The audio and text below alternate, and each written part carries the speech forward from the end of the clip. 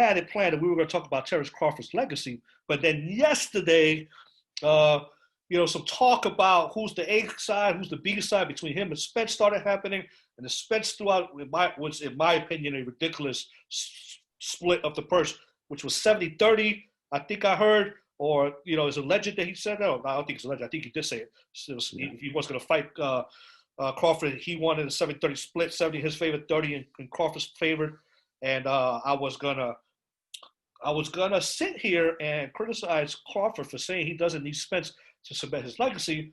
But when the Spence throws out, in my opinion, what I think is a ridiculous split of the purse, I find myself not in terms of legacy, disagreeing with what Crawford said, but in terms of does Spence really want this fight? What is going on here, man?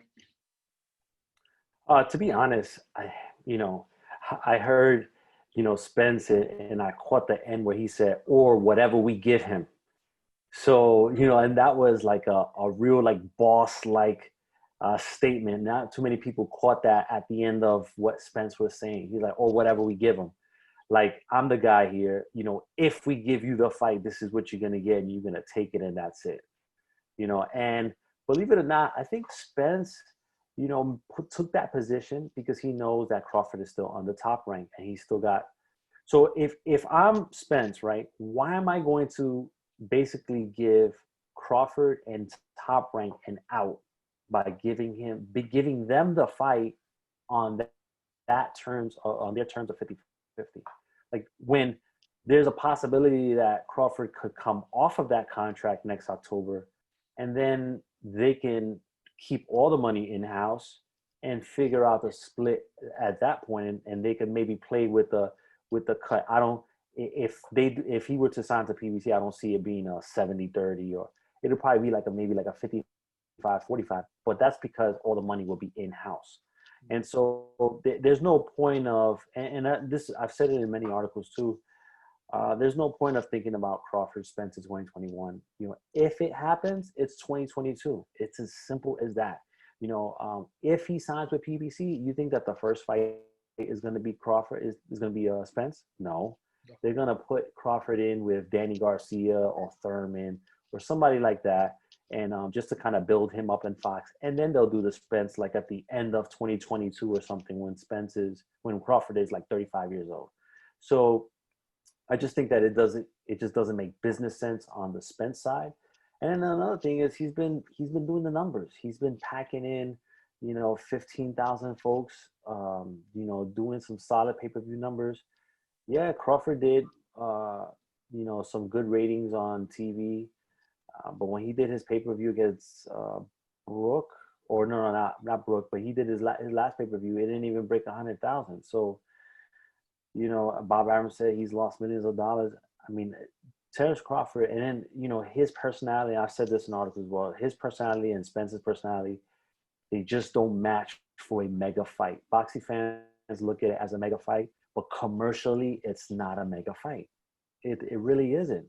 Crawford doesn't have the personality. He's not out there promoting his situation and, on social media stuff.